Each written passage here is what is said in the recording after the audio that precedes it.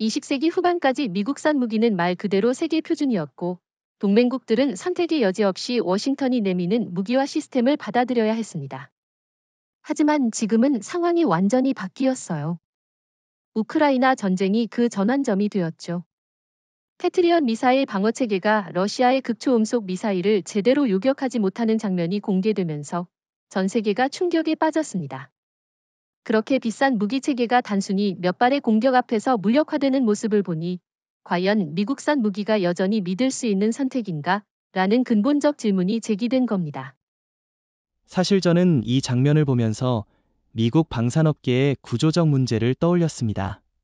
미국은 워낙 정치와 군수 산업이 얽혀 있어서 무기 하나 개발하려면 수십 년이 걸리고 그 사이의 비용은 기하급수적으로 늘어납니다.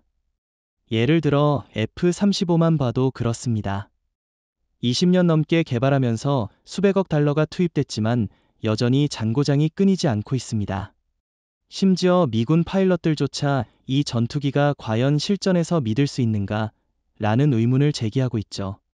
그러니 동맹국들이 더 이상 무조건적으로 메이드 인 USA를 신뢰할 이유가 없는 겁니다.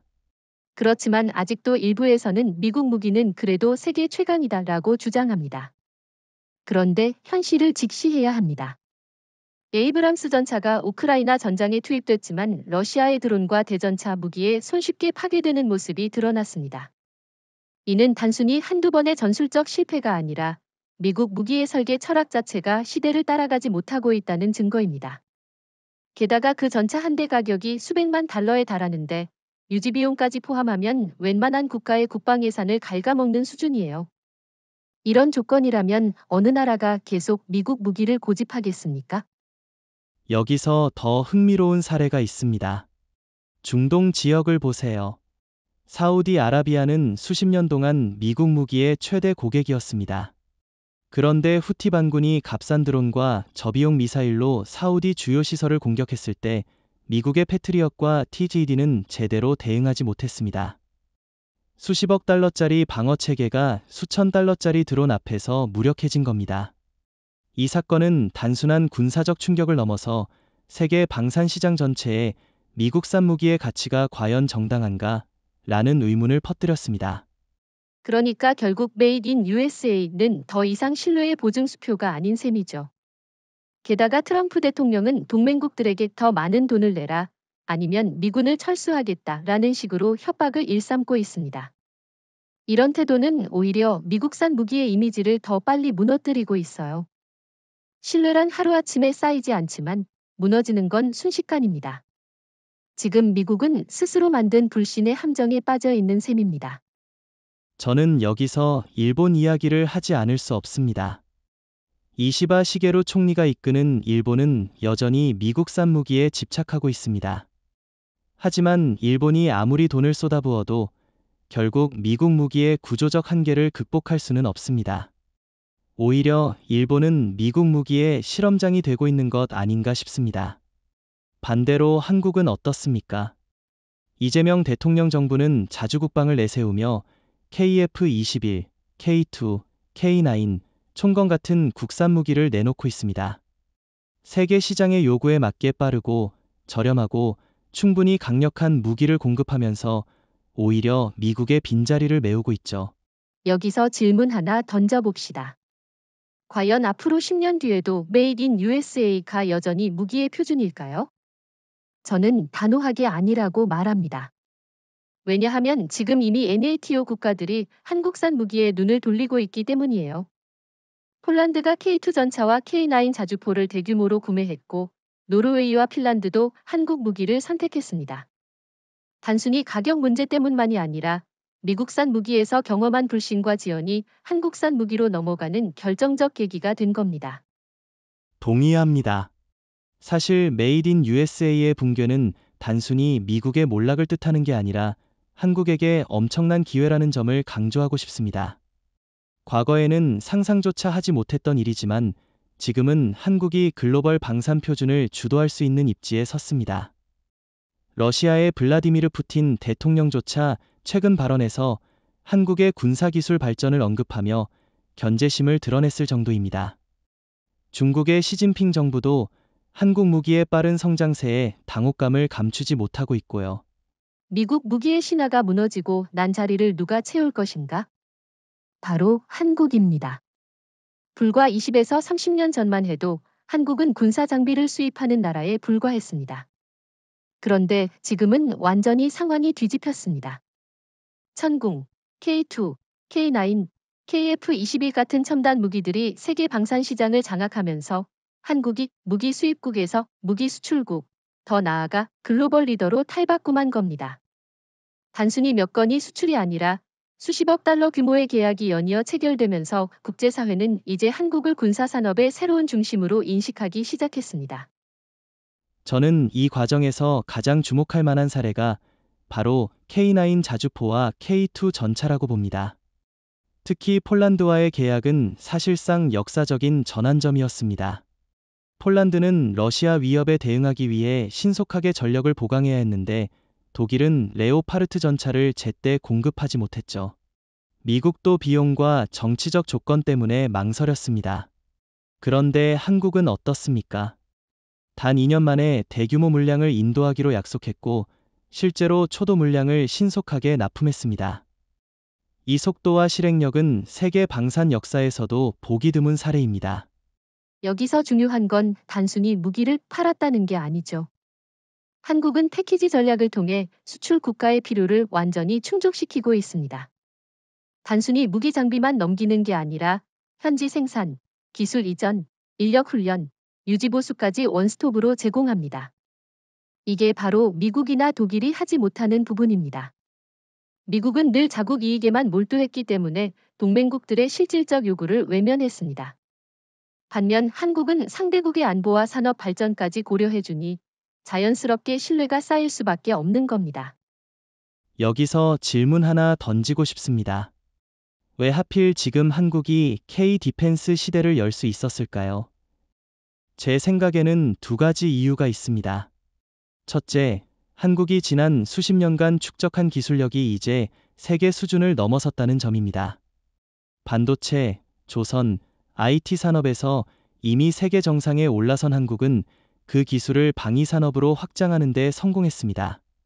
둘째, 국제 정세가 한국에 유리하게 작용하고 있습니다. 미국과 중국의 패권 경쟁, 러시아의 침공, 일본의 정체, 올 오브 디즈가 한국이 틈새를 파고들 수 있는 환경을 만들었습니다. 저는 여기에 한 가지 더 추가하고 싶습니다. 이재명 대통령 정부의 정치적 결단이 없었다면 지금의 성과는 불가능했을 겁니다. 과거 정부들은 미국 눈치를 보느라 독자적인 무기 개발이나 수출을 주저했지만 지금은 정반대입니다. 워싱턴이 뭐라고 하든 한국은 자국의 길을 가고 있습니다. 예를 들어 KF-21 개발은 단순히 전투기 하나 만드는 게 아닙니다. 우리는 더 이상 미국의 그늘에 의존하지 않는다라는 선언이자 국방산업 자립의 상징입니다. 동의합니다. 사실 중국과 일본이 이 상황을 가장 불편해하고 있습니다. 중국은 여전히 값싼 무기를 앞세워 개발도상국 시장을 노리고 있지만 품질과 신뢰에서 이미 한국과 비교가 안 됩니다.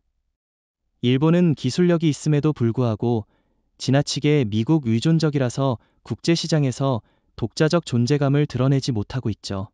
결국 한국만이 미국의 빈자리를 채우며 독자적인 브랜드 K-디펜스를 구축할 수 있게 된 겁니다. 예전에는 유럽, 중동, 동남아시아 국가들이 무조건 미국산 무기를 선택했습니다. 이유는 간단했죠. 워싱턴의 정치적 압박과 나토의 동맹 구조 때문에 선택의 여지가 없었습니다. 하지만 지금은 상황이 다릅니다. 폴란드를 시작으로 루마니아, 노르웨이, 핀란드 같은 유럽 국가들이 미국이 아니라 한국 무기를 구매하고 있습니다. 폴란드만 해도 K2 전차와 K9 자주포, FA-50 경공격기를 한꺼번에 대규모로 도입했는데 이건 사실상 유럽 방산사의 판도를 뒤흔드는 결정이었습니다. 왜냐하면 원래라면 독일과 미국이 그 시장을 장악했어야 하는데 현실은 한국이 그 자리를 차지했기 때문입니다. 저는 여기서 중요한 포인트가 가격 대비 성능 2라고 봅니다. 미국 무기는 지나치게 비싸고 독일 무기는 공급 속도가 너무 느렸습니다. 반면 한국 무기는 어떻습니까? 가격은 미국 무기의 절반 수준, 성능은 전혀 뒤지지 않고 납품 속도는 비교가 안 될 만큼 빠릅니다. 특히 폴란드 사례는 유럽 국가들에게 엄청난 충격을 줬습니다. 굳이 비싼 미국 무기를 사야 하나? 한국 무기가 훨씬 합리적이지 않은가? 라는 질문이 확산되기 시작했죠. 그 결과 지금은 루마니아가 K9 도입을 검토하고 있고 노르웨이와 핀란드도 이미 협상 단계에 들어갔습니다. 여기서 제가 흥미롭게 보는 건 중동의 변화입니다. UAE, 사우디아라비아, 카타르 같은 나라들이 과거에는 무조건 미국산 무기에만 의존했습니다. 하지만 최근 들어 이들 국가가 한국 무기에 눈을 돌리고 있습니다. 왜냐하면 미국 무기가 실전에서 보여준 한계 때문입니다. 예를 들어 사우디가 후티 반군의 드론 공격을 막지 못하면서 엄청난 피해를 입은 사건 이후 미국산 무기에 대한 신뢰는 완전히 깨졌습니다. 바로 이 틈새를 한국 무기가 파고든 겁니다. 특히 천궁 같은 차세대 방공 시스템은 미국의 패트리엇보다 더 합리적인 가격에 더 빠른 납품이 가능하니 중동 국가들이 관심을 가지는 건 당연한 일이죠. 그런데 혹자는 이렇게 반론을 제기할 수도 있습니다. 그래도 미국은 여전히 나토의 맹주이고 군사동맹의 중심이기 때문에 고객들이 완전히 미국을 버릴 수는 없지 않느냐? 하지만 현실은 달라요. 유럽 각국은 더 이상 미국을 절대적으로 신뢰하지 않습니다. 트럼프 대통령이 동맹국들에게 무조건 돈을 더 내놓으라고 압박하면서 미국의 신뢰 자본은 이미 바닥을 쳤습니다. 그러니 각국은 이제 스스로 생존할 방법을 찾아야 한다. 라는 인식을 갖게 된 거고 그 답이 바로 한국 무기가 된 겁니다. 저는 동남아시아를 주목합니다. 인도네시아, 필리핀, 말레이시아, 태국 도 오브 디즈 국가들이 한국 무기를 선택하거나 적극적으로 협상을 벌이고 있습니다. 인도네시아는 KF-21 공동 개발에 참여하고 있고 필리핀은 이미 FA-50을 도입해서 성공적으로 운용 중입니다. 말레이시아 역시 KF-21에 관심을 보이고 있고 태국은 K9 자주포 도입을 논의 중이죠. 동남아시아 국가들은 미국이나 중국, 일본에 대해 불신이 큰데 한국은 정치적으로 부담이 없으면서도 품질이 뛰어나니 선택지가 명확한 겁니다. 중국과 일본 이야기를 빼놓을 수 없겠군요. 중국은 값싼 무기를 앞세워 아프리카와 일부 개발도상국 시장을 공략했지만 품질 문제 때문에 점점 외면당하고 있습니다. 일본은 기술은 있지만 미국 무기에 지나치게 의존하면서 독자 브랜드를 키우지 못하고 있죠. 이 결과는 단순합니다. 각국이 미국과 중국, 일본의 등을 돌리고 한국으로 몰려드는 현상이 벌어지고 있습니다. 이건 단순히 경제적 선택이 아니라 정치적 선택이기도 합니다. 이제는 워싱턴의 허락 없이도 우리는 한국을 통해 안보를 강화할 수 있다라는 메시지이기도 하죠. 우크라이나 전쟁은 단순히 유럽의 국지적 충돌이 아닙니다. 이 전쟁은 21세기 군사 무기 체계의 성능과 신뢰도를 가늠하는 시험장이자 동시에 미국 무기의 허상을 여실히 드러낸 계기가 되었습니다. 미국이 자랑하던 패트리엇, 에이브람스, HIMARS, 그리고 수많은 첨단 장비들이 러시아군의 공격 앞에서 생각보다 큰 성과를 내지 못한 사실은 국제사회에 큰 충격을 던졌습니다. 특히 패트리엇은 러시아의 킨잘 극초음속 미사일을 요격하는 데 실패하면서 세계 최강 방공체계라는 이름이 무색해졌습니다. 과연 동맹국들이 이런 무기를 여전히 최고의 선택으로 여길까요? 저는 단호히 아니라고 봅니다. 저도 동의합니다. 특히 에이브람스 전차의 사례는 상징적이었습니다. 우크라이나에 제공된 에이브람스가 실전 배치되자마자 러시아 드론과 대전차 무기에 의해 속수무책으로 파괴되는 장면이 공개되었죠. 이는 단순히 한두 대의 손실 문제가 아니라 미국 전차의 철학 자체가 시대에 뒤떨어졌음을 보여준 사건입니다. 무거운 장갑과 거대한 엔진으로 설계된 에이브람스는 기동성이 떨어지고 유지 비용은 천문학적입니다. 반면 현대전에선 드론과 정밀 유도 무기가 주류로 떠오르고 있기 때문에 이런 구식 설계는 이미 한계에 도달한 겁니다. 그런데도 미국은 여전히 자신들의 무기를 세계 최강이라고 선전합니다. 하지만 실제 전장에서는 다른 결과가 드러나고 있어요. HIMARS 역시 처음엔 러시아군을 압도할 비밀병기로 포장됐습니다. 그러나 시간이 지나면서 러시아가 전자전 능력을 강화하자 HIMARS의 정확도와 효율성은 크게 떨어졌습니다. 결국 미국이 내세우던 첨단 무기 체계가 실전에서 연이어 무력화되는 모습이 전 세계로 송출되었고, 이는 미국 방산 산업 전체의 신뢰도 하락으로 이어졌습니다. 저는 여기서 한 가지 더 지적하고 싶습니다. 우크라이나 전쟁은 무기만의 문제가 아니라 납품과 지원 체계의 문제도 드러냈습니다. 미국이 제공한 무기들은 납품이 늦거나 실제 전장에 도착했을 때는 이미 기술적으로 뒤처진 경우가 많았습니다. 반대로 한국은 어떻습니까? K9 자주포, K2 전차, FA-50 같은 무기들을 계약한 지 불과 몇 달 만에 현장에 투입했습니다. 우크라이나 전쟁을 지켜본 세계 각국은 자연스럽게 비교하게 된 거죠. 미국은 말만 요란하고 실행은 늦다. 한국은 말보다 행동이 빠르다. 이게 바로 지금 시장에서 고객들이 미국을 버리고 한국으로 오는 이유입니다. 일각에서는 그래도 미국 무기는 기술적으로 앞서 있다라고 주장하기도 합니다. 하지만 실제 사례는 정반대입니다. 한국의 천궁2, 그리고 개발 중인 천궁3는 이미 패트리엇을 능가하는 성능을 목표로 하고 있습니다. 탐지거리, 요격 고도, 동시 교전 능력이 모두 미국 무기보다 우수하거나 최소한 동등한 수준입니다. 더구나 가격은 훨씬 저렴하고 납품도 빠릅니다. 이렇게 되면 실전에서 성능이 입증된 한국 무기가 오히려 더 매력적인 선택이 될 수밖에 없는 거죠. 여기서 흥미로운 건 일본과 중국의 반응입니다. 일본은 여전히 미국산 무기에 의존하고 있지만 우크라이나 전쟁을 보면서 불안감을 감추지 못하고 있습니다. 왜냐하면 일본이 의존하는 패트리엇과 에이브람스가 실전에서 무너진 장면을 똑똑히 보았기 때문이죠. 중국도 마찬가지입니다. 중국은 자국산 무기를 과시하지만 국제 무대에서는 여전히 신뢰를 얻지 못하고 있습니다. 결과적으로 지금 가장 주목받는 건 한국 무기입니다. 전쟁이 증명해 주었으니까요. 이제 본격적으로 한국 무기가 왜 세계 시장에서 주목받고 있는지 세 가지 핵심 요인을 짚어봅시다. 바로 빠르다, 싸다, 그리고 충분히 강력하다입니다. 사실 이 세 가지 요소는 단순한 장점이 아니라 현재 국제 안보 환경에서 국가들이 무기를 선택할 때 가장 중요하게 고려하는 조건이죠. 우크라이나 전쟁 이후 많은 나라들이 즉시 전력화라는 키워드를 강조하고 있는데 한국은 바로 그 요구를 충족시킬 수 있는 몇 안 되는 나라입니다. 저는 먼저 빠르다라는 점을 강조하고 싶습니다. 한국 방산업체들은 세계 어디와 비교해도 납품 속도가 압도적으로 빠릅니다. 대표적인 사례가 폴란드 계약이죠. 독일은 레오파르트 전차를 계약했지만 실제로 인도하기까지 5년 이상이 걸릴 거라는 전망이 나왔습니다. 반면 한국은 K2 전차와 K9 자주포를 단 2년 만에 대규모로 납품하기로 약속했고 이미 초도 물량을 신속하게 전달했습니다. 전쟁 위기에 놓인 국가들이 이런 속도 차이를 보게 되면 과연 누구를 선택하겠습니까?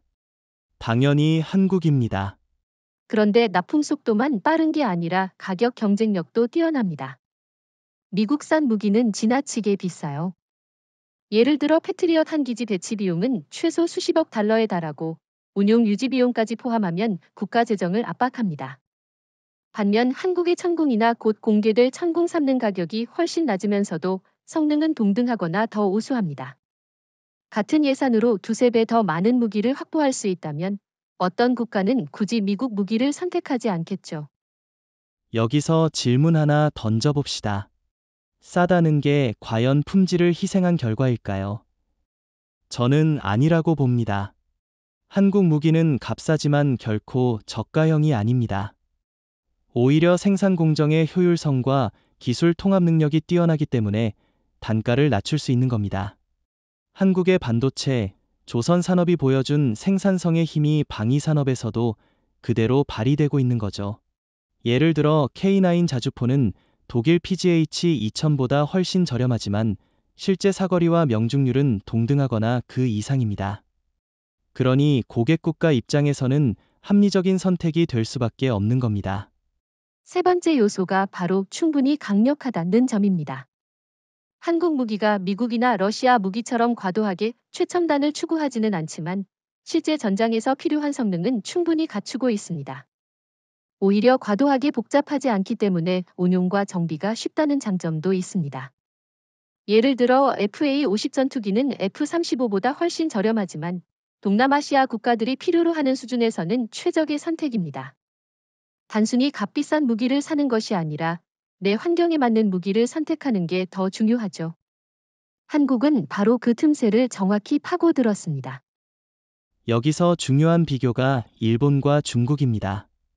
일본은 기술은 있지만 생산 속도도 느리고 가격도 미국 수준이라 매력이 없습니다.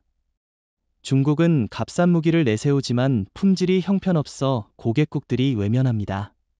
그렇다면 남는 건 누구입니까? 한국입니다.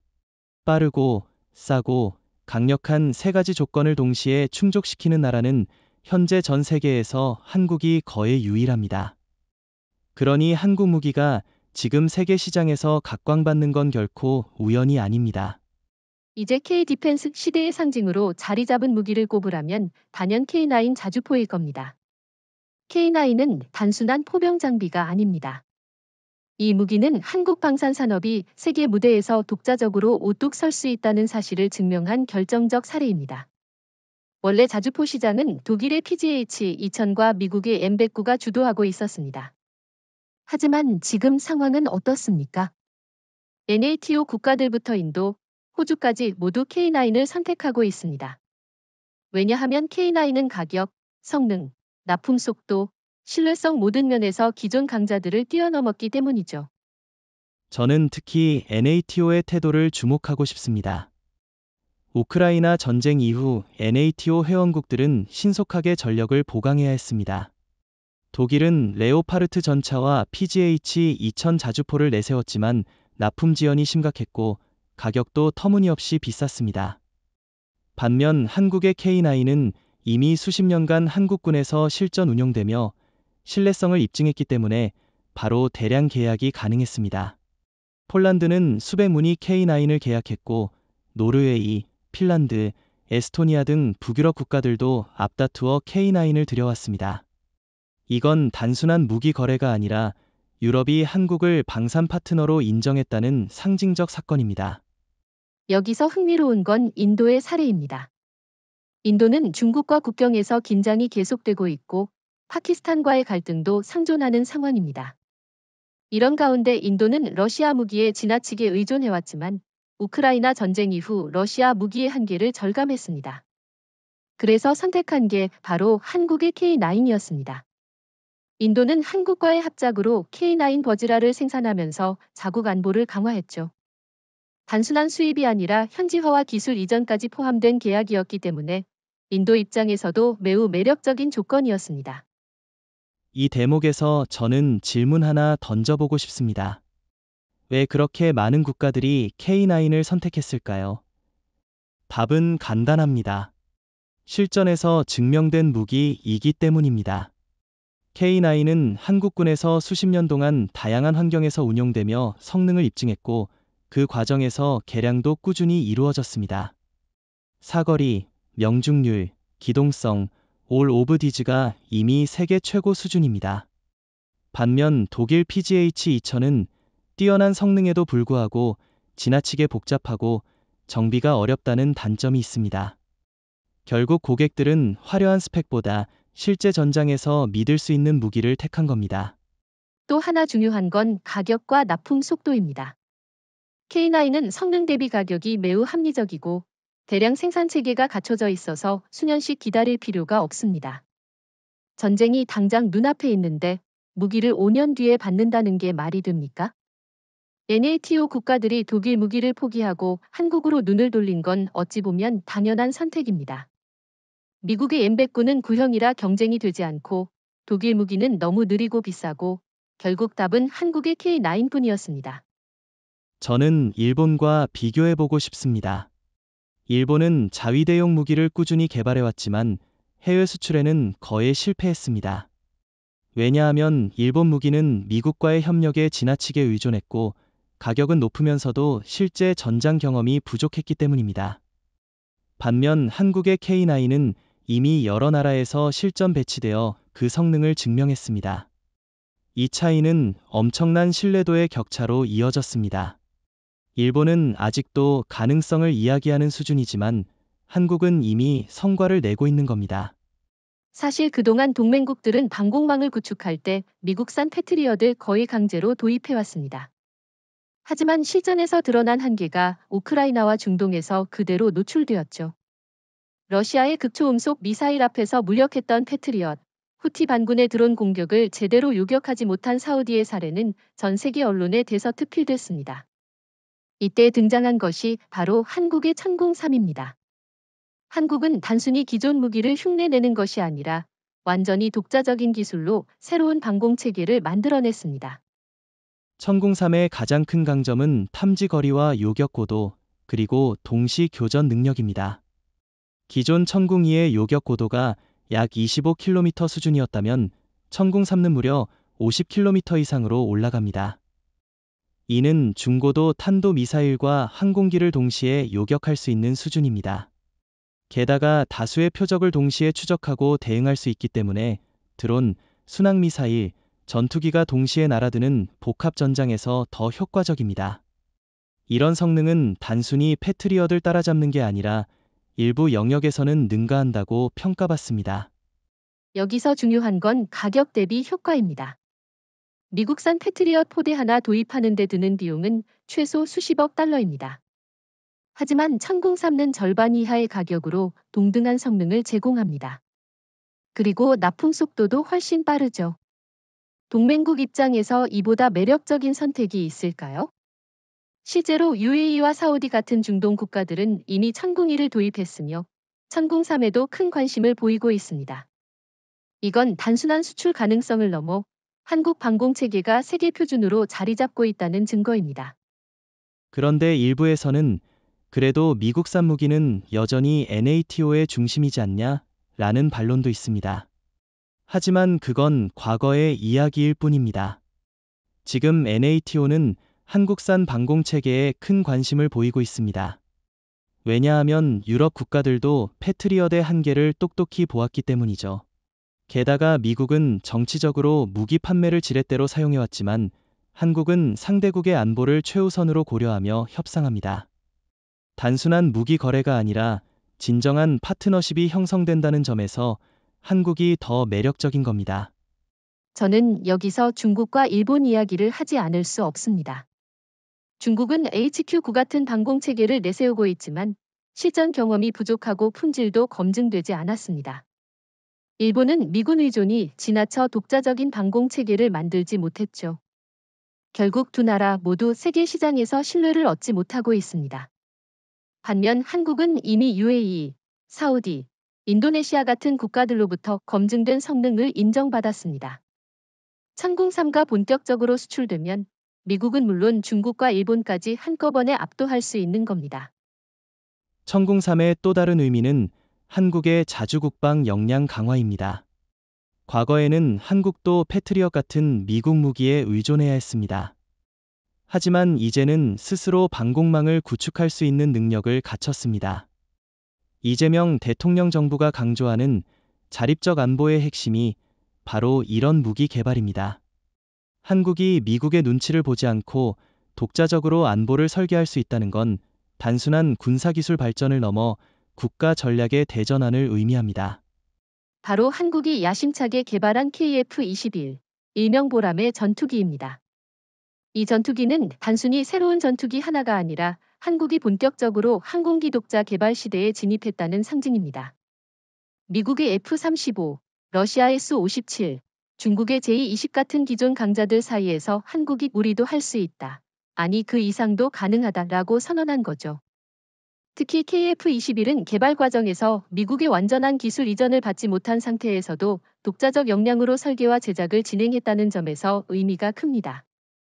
KF-21은 아직 완벽한 스텔스 전투기라고 부르긴 어렵지만 그 설계와 성능은 이미 F-35를 위협할 수준에 도달했습니다. 레이더 반사 면적, RCS을 최소화한 설계, 장거리 정밀 유도 무기 통합, 그리고 ASA 레이더와 같은 첨단 전자장비, 올 오브 디즈가 결합된 전투기입니다. 더 중요한 건 운용 비용입니다. F-35는 기체 가격만 해도 수억 달러에 달하고 유지 보수 비용이 지나치게 비싸 각국 공군이 골머리를 앓고 있습니다. 반면 KF-21은 가격이 훨씬 합리적이면서도 충분히 강력합니다. 이건 단순히 기술 문제가 아니라 전략적 매력 요소죠. 저는 이 지점에서 중요한 질문을 던지고 싶습니다. 과연 KF-21은 단순히 한국의 공군만을 위한 전투기인가? 답은 절대 아닙니다. KF-21은 이미 국제시장을 겨냥하고 있습니다. 인도네시아가 공동 개발 파트너로 참여했고, 말레이시아와 필리핀 같은 동남아시아 국가들이 적극적인 관심을 보이고 있습니다. 왜냐하면 이들 국가는 미국산 F-35를 도입하기에는 예산이 부족하고 중국산 J-20은 신뢰할 수 없기 때문입니다. 결국 합리적인 대안은 KF-21이 되는 겁니다. 그런데 일각에서는 여전히 KF-21은 미국산 스텔스 전투기보다 한 수 아래 아니냐? 라는 평가를 내리기도 합니다. 하지만 저는 그렇게 보지 않습니다. 왜냐하면 지금 세계 각국의 요구는 단순히 최첨단이 아니라 적합한 무기이기 때문입니다. KF-21은 바로 이 적합성을 충족시키는 기체입니다. 너무 비싸지도 않고 지나치게 복잡하지도 않으며 필요한 모든 기능을 갖추고 있습니다. 오히려 이런 실용성이야말로 동남아시아, 중동, 심지어 유럽 일부 국가들까지 매력을 느끼는 이유입니다. 또 하나 중요한 건 독자성입니다. 일본은 F-2 전투기를 개발했지만 사실상 미국의 기술에 크게 의존했고 독자적인 전투기 개발 역량을 키우지 못했습니다. 중국의 J-20은 스텔스 설계만 흉내냈지 엔진과 전자장비 등에서 여전히 러시아에 의존하고 있습니다. 반면 한국은 KF-21을 통해 진정한 의미의 독자 전투기 개발 역량을 확보했습니다. 이 차이는 앞으로 세계 항공산업의 판도를 바꿀 수 있을 겁니다. 저는 KF-21이 단순한 전투기를 넘어 한국의 미래 전략 자산이라고 생각합니다. 향후 KF-21은 스텔스 성능 강화, 무인 전투기와의 연동, 극초음속 무기 통합 등 다양한 발전 가능성을 가지고 있습니다. 즉, 현재의 KF-21은 출발점일 뿐이라는 겁니다. 한국이 의지만 있다면 10년 안에 완전한 5세대 혹은 6세대 전투기로 진화시킬 수 있습니다. 이건 단순히 미국을 따라잡는 게 아니라 미국을 넘어서는 미래 전략을 의미합니다. 이번에는 바다로 시선을 돌려보죠. 사실 함정 건조 분야는 오랫동안 미국, 영국, 프랑스가 지배해왔습니다. 특히 항모와 이지스 구축함은 미국이 절대적 우위를 가진 분야로 평가받았죠. 하지만 지금은 상황이 달라졌습니다. 한국이 불과 20년 만에 세계 최강 조선 산업을 바탕으로 군함 분야에서도 미국을 위협하는 수준에 올라섰습니다. 그 대표적인 사례가 KSS-3 잠수함과 정조대왕급 이지스 구축함입니다. 이 두 가지 프로젝트만 보더라도 한국의 해군력과 방산 기술이 얼마나 비약적으로 성장했는지 알 수 있습니다. 저는 먼저 KSS-3 잠수함을 짚고 싶습니다. 이 잠수함은 단순한 디젤 전기 추진 잠수함이 아닙니다. AIP, 공기부료 추진 기술을 갖추고 SLBM까지 탑재할 수 있는 세계 최초의 재래식 잠수함입니다. 사실상 중형급 잠수함임에도 불구하고 전략 무기를 운용할 수 있는 능력을 확보한 겁니다. 미국조차도 동급의 재래식 잠수함은 보유하지 않고 있습니다. 그래서 유럽 국가들뿐만 아니라 캐나다, 인도네시아까지 한국의 KSS-3에 관심을 보이고 있는 겁니다. 독일과 일본이 수십 년 동안 축적한 기술을 단숨에 뛰어넘은 거죠. 정조대왕급 구축함도 빼놓을 수 없죠.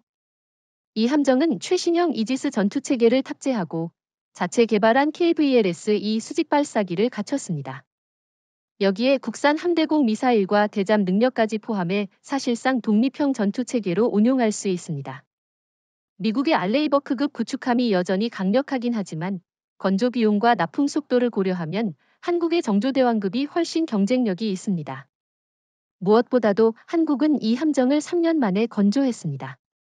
미국은 같은 규모의 군함을 짓는데 7에서 10년 이상 걸리죠. 이 차이는 단순히 기술력이 아니라 산업 경쟁력에서 비롯된 겁니다.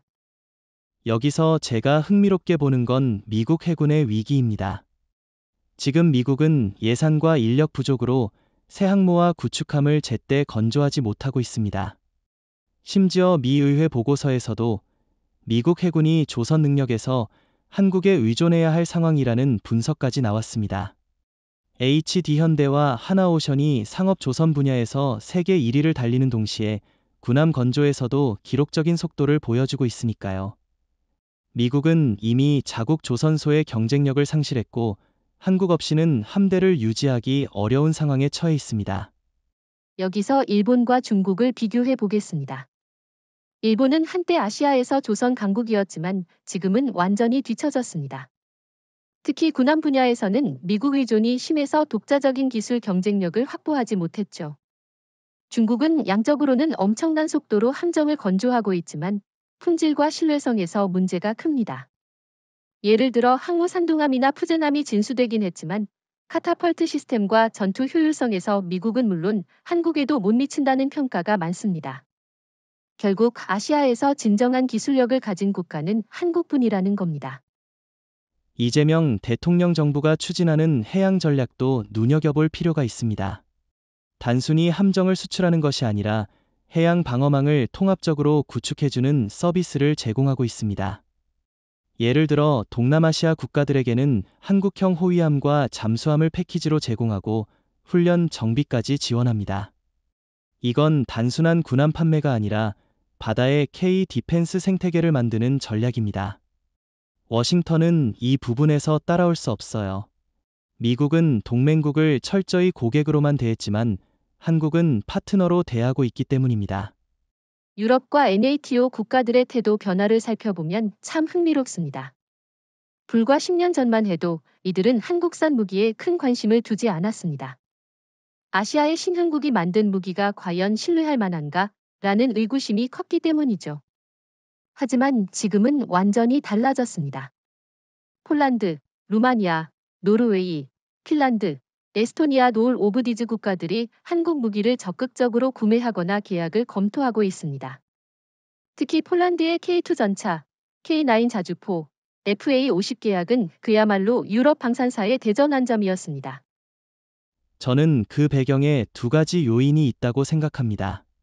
첫째, 미국과 독일에 대한 실망입니다. 미국은 무기를 팔 때마다 정치적 조건을 붙이고 납품 속도는 지나치게 늦었습니다. 독일은 자국의 산업 논리 때문에 공급을 지연시켰고 결국 동유럽 국가들이 긴급히 필요로 하는 전력을 제공하지 못했습니다. 둘째, 한국의 신뢰성과 실행력입니다. 한국은 계약을 체결하자마자 초도 물량을 납품했고 기술 이전과 현지 생산까지 약속했습니다. 이 차이가 바로 NATO 국가들의 마음을 움직였던 겁니다.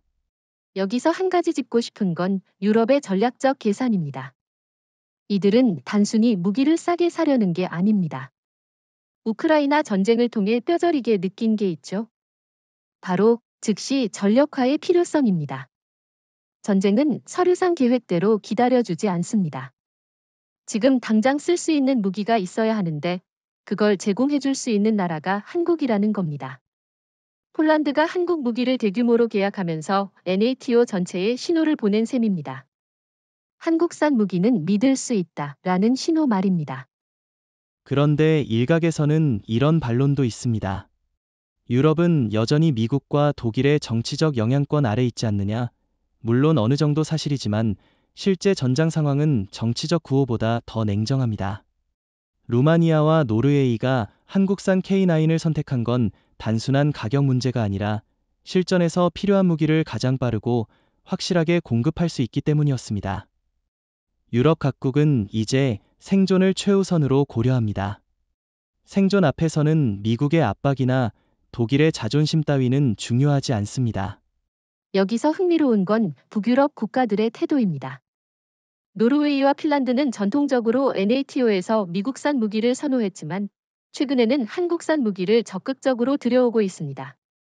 특히 핀란드는 러시아와 국경을 맞대고 있어 방위 능력 강화를 시급히 원했는데 미국이나 독일은 너무 느리고 까다로웠습니다. 결국 한국을 선택한 건 단순한 대안이 아니라 최적의 해답이었던 겁니다. 중국과 일본의 입장은 또 다릅니다. 중국은 유럽에 무기를 수출하려고 하지만 정치적 신뢰 부족 때문에 사실상 문전박대를 당합니다. 일본은 기술력이 있음에도 불구하고 미국 눈치를 보느라 제대로 된 수출을 하지 못하고 있죠. 그 사이 한국은 빠르게 유럽 시장을 장악했습니다. EU 내부에서도 이제 한국이 독일을 대체할 수 있다라는 분석까지 나오는 상황입니다. 이건 단순한 경제적 거래가 아니라 유럽의 전략 지형을 바꾸는 변화입니다. 중동은 오랫동안 미국과 러시아 무기의 전통적인 시장이었습니다. 사우디아라비아, 아랍에미리트, 카타르 같은 국가들은 미국산 패트리엇, 러시아산 S-300, S-400을 대거 도입하며 안보를 유지해왔죠. 하지만 최근 판도가 달라지고 있습니다. 이들 국가들이 하나 둘씩 한국 무기에 관심을 보이거나 실제 계약을 체결하고 있기 때문입니다. 단순한 보조적 구매가 아니라 전략적 전환입니다. 특히 UAE가 천궁이를 대규모로 도입한 것은 중동 국가들이 이제 미국산만 믿을 수 없다라는 결론에 도달했음을 보여주는 사건이었습니다. 사우디의 사례는 더 극적이죠.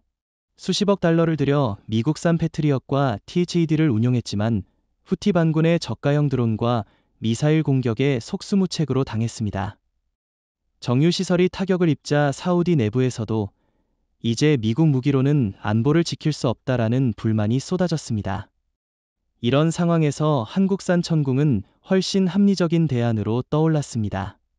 가격은 절반 이하, 납품은 신속, 성능은 실전에서 입증. 사우디가 한국 무기에 눈을 돌리는 건 시간 문제일 뿐입니다. 카타르도 마찬가지입니다.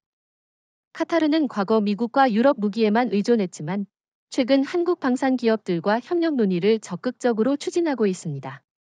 특히 K2 전차와 K9 자주포 같은 지상 장비에 큰 관심을 보이고 있죠. 왜냐하면 중동 지역의 특수한 기후 조건에서 한국 무기가 훨씬 더 안정적이라는 평가가 나오고 있기 때문입니다. 한국은 사막 기후에서의 실험과 운용 경험을 토대로 냉각 시스템과 내구성을 강화했습니다. 미국이나 유럽은 이런 세세한 현지화를 하지 않았지만 한국은 맞춤형 설계로 고객의 마음을 사로잡고 있습니다. 여기서 중요한 건 종교적 정치적 제약이 점차 사라지고 있다는 사실입니다. 과거에는 중동 국가들이 한국 같은 아시아 국가의 무기를 도입하는 것을 꺼렸습니다. 이슬람권과 무관한 나라의 무기를 들여도 되나? 라는 심리적 장벽이 있었죠. 하지만 지금은 상황이 다릅니다. 우크라이나 전쟁과 미중 갈등 속에서 실질적 안보가 최우선 가치로 떠올랐습니다. 종교나 정치적 고려는 뒤로 밀리고 누가 우리를 가장 잘 지켜줄 수 있는가가 핵심이 된 겁니다. 그 답이 한국 무기라는 게 중요한 포인트입니다. 또 하나 흥미로운 점은 한국의 접근 방식입니다. 미국은 무기를 판매하면서 동시에 정치적 조건을 강요합니다. 민주주의, 인권, 대외정책 룰 오브 디즈를 무기 거래와 연계하죠. 반면 한국은 철저히 실용적입니다. 무기를 파는 동시에 현지 훈련, 정비, 심지어 생산 협력까지 지원합니다. 고객 국가 입장에서는 정치적 부담 없이 안보 역량을 강화할 수 있으니 매력적일 수밖에 없습니다. 그래서 UAE와 사우디, 카타르가 한국을 신뢰하는 겁니다. 중국과 일본의 입장은 또 다릅니다. 중국은 저가 무기를 앞세워 중동 시장에 진출하려 했지만 품질 문제가 계속 제기됐습니다. 일본은 미국과의 정치적 관계 때문에 사실상 중동 시장에 진입조차 못하고 있습니다. 결국 선택지는 한국밖에 없는 겁니다. 실제로 중동의 군사 관계자들 사이에서는 한국 무기는 믿을 수 있다.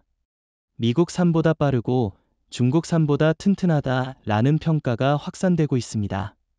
사실 ASEAN 시장은 미국, 러시아, 중국이 오랫동안 다퉈온 무대였습니다. 그런데 최근 몇 년 사이 흐름이 바뀌고 있어요. 인도네시아, 필리핀, 말레이시아, 태국 도울 오브디즈 국가들이 한국 무기를 도입하거나 협상을 추진하고 있습니다. 단순히 보조적 구매가 아니라 전략적 대안으로 한국을 바라보고 있다는 점이 핵심입니다. 왜냐하면 ASEAN 국가들은 미국산 무기의 정치적 부담, 중국산 무기의 품질 문제, 러시아산 무기의 공급 불안 도울 오브디즈에 지쳐버렸기 때문입니다. 대표적인 사례가 인도네시아입니다. 인도네시아는 KF-21 공동 개발 파트너로 참여하고 있는데, 이는 단순히 전투기 도입을 넘어 한국과 미래를 함께하겠다라는 전략적 선언입니다. 러시아 수-35를 도입하려다 제재와 기술 문제로 좌초된 경험을 한 뒤 인도네시아는 한국을 선택했습니다. KF-21은 단순히 성능 때문만이 아니라 기술 이전과 현지 생산까지 고려한 장기적 파트너십이 가능하기 때문에 매력적인 겁니다. 필리핀 역시 주목할 만합니다. 이미 FA-50을 도입해 운용 중인데 그 성능에 만족하면서 추가 도입을 논의하고 있습니다. 필리핀은 남중국해에서 중국과 마찰이 심각한 상황인데 미국에만 의존하기에는 정치적 부담이 크죠. 그렇다고 중국 무기를 사는 건 더 말이 안 됩니다. 그래서 빠르고 저렴하고 충분히 강력한 한국산 FA-50이 최적의 선택이 되는 겁니다. 나아가 필리핀은 장기적으로 KF-21까지 도입을 검토할 가능성이 높습니다. 말레이시아도 흥미로운 나라입니다. 그동안 러시아와 중국 무기를 많이 도입했지만 잦은 고장과 유지보수 문제로 골치를 앓았습니다. 그래서 최근 한국산 FA-50을 선택했죠. 이건 단순한 소규모 계약이 아니라 ASEAN 국가들이 한국을 전략적 대안으로 공식 인정한 신호입니다. 말레이시아 언론에서도 이제 우리 군대가 미국이나 중국이 아닌 한국의 무기를 신뢰한다 라는 평가가 나오고 있습니다. 태국 역시 한국산 무기에 관심을 보이고 있습니다. 특히 K9 자주포 도입 논의는 중요한 의미를 가집니다. 태국은 전통적으로 미국산 무기를 많이 도입했지만 최근 미국의 정치적 압박과 가격 문제 때문에 불만이 커졌습니다. 게다가 중국 무기를 시험 도입했지만 품질에 실망했습니다. 결국 태국도 한국 무기를 선택할 수밖에 없는 구조가 된 겁니다. 여기서 흥미로운 점은 ASEAN 국가들이 한국을 선택하면서도 정치적 부담이 없다는 겁니다. 미국 무기를 도입하면 워싱턴의 눈치를 봐야 하고 중국 무기를 도입하면 베이징의 외교 압박을 감수해야 합니다. 하지만 한국은 그런 정치적 조건을 강요하지 않습니다. 철저히 상업적이고 실용적인 접근을 하기 때문에 ASEAN 국가들 입장에서는 안심하고 협력할 수 있는 겁니다. 한국 방위산업의 진짜 강점은 단순히 무기를 잘 만드는 데 있지 않습니다. 더 중요한 건 생태계를 제공한다는 점이에요.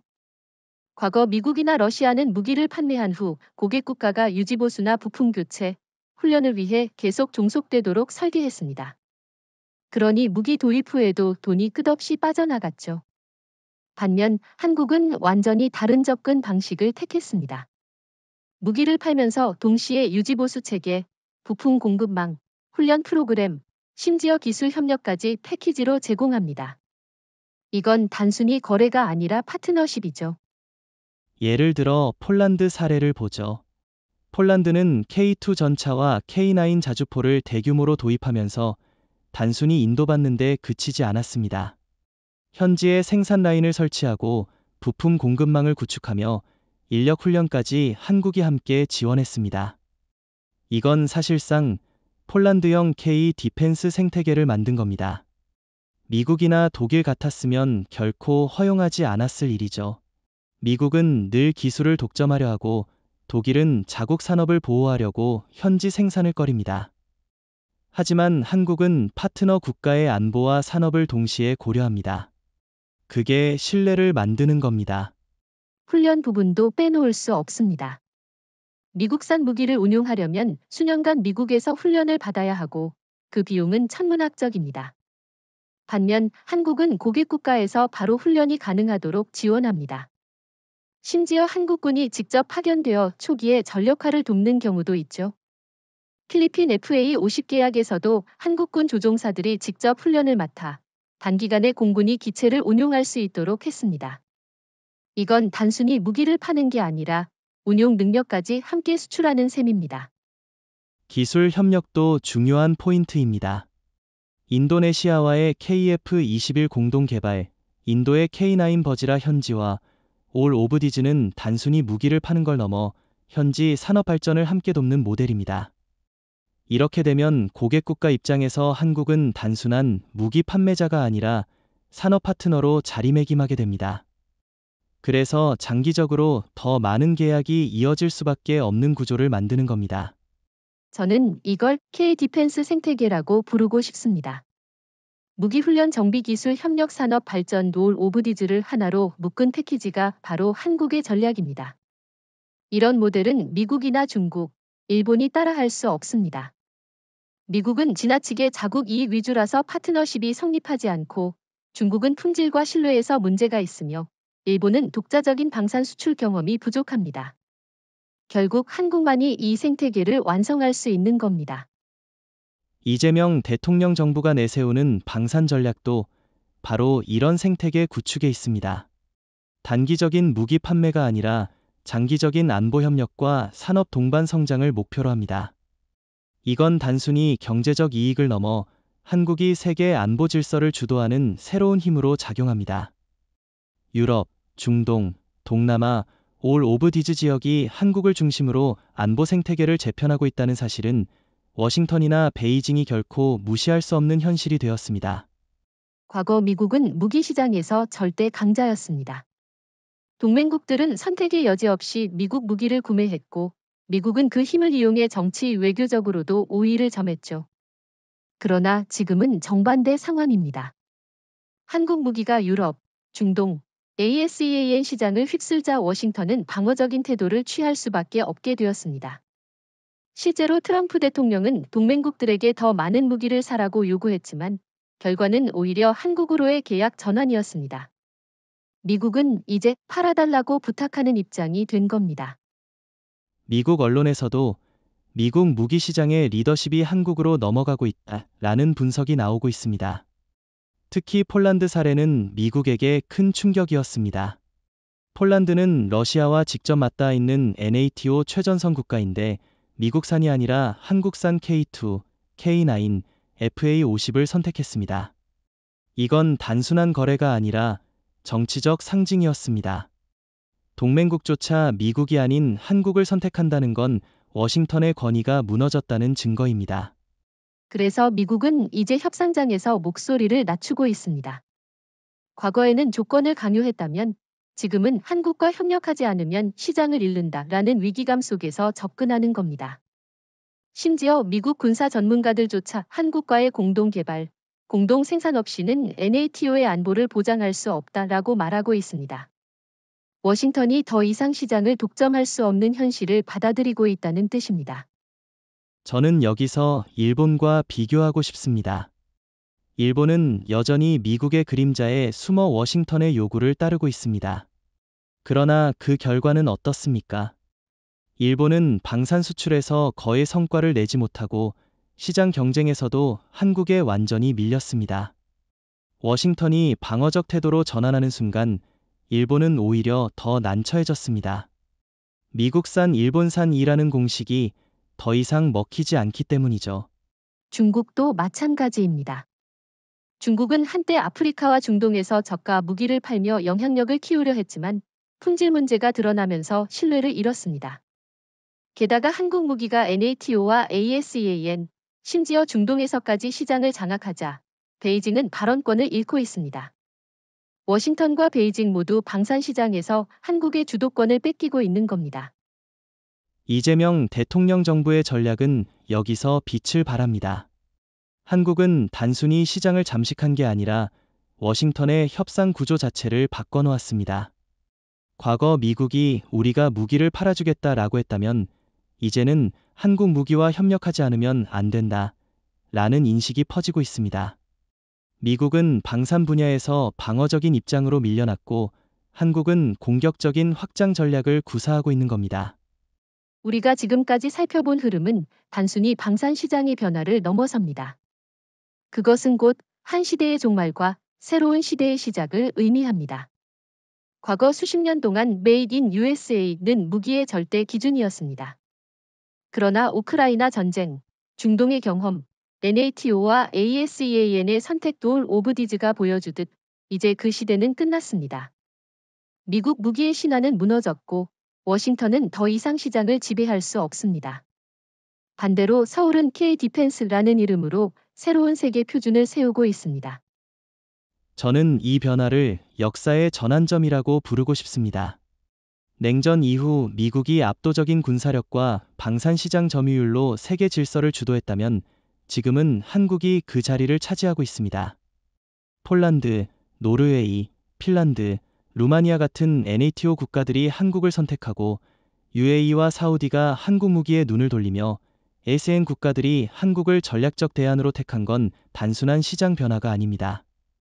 그것은 한국 없이는 안보를 보장할 수 없다라는 국제적 합의가 형성되고 있음을 의미합니다. 여기서 중요한 건 한국이 단순히 대체제로 등장한 것이 아니라는 점입니다. 미국산 무기의 빈자리를 채우는 수준이 아니라 완전히 새로운 기준을 제시하고 있습니다. 빠른 납품, 합리적 가격, 충분한 성능, 그리고 유지보수익 훈련 이 기술 협력까지 아우르는 생태계 모델. 이것이 바로 K-디펜스를 단순한 브랜드가 아니라 글로벌 패러다임으로 만드는 요소입니다. 이제는 각국이 한국 무기를 선택하지 않는 것이 위험하다라고 말하는 시대가 된 겁니다. 그렇다면 앞으로 국제 질서는 어떻게 될까요? 저는 한국이 군사, 산업, 외교의 삼박자를 모두 갖춘 새로운 중심국가로 부상한다고 봅니다. 미국은 여전히 군사 강국이지만 더 이상 절대 기준이 아닙니다. 중국은 양적 팽창에도 불구하고 신뢰를 얻지 못하고 일본은 미국의 그림자에서 벗어나지 못합니다. 결국 남는 건 한국입니다.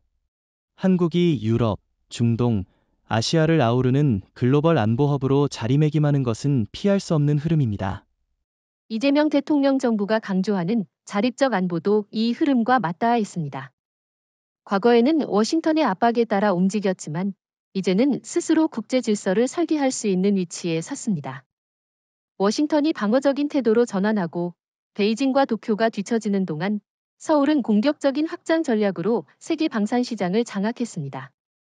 이것은 단순히 산업의 성공이 아니라 대한민국이 새로운 국제 질서를 주도할 수 있다는 자신감의 표현입니다.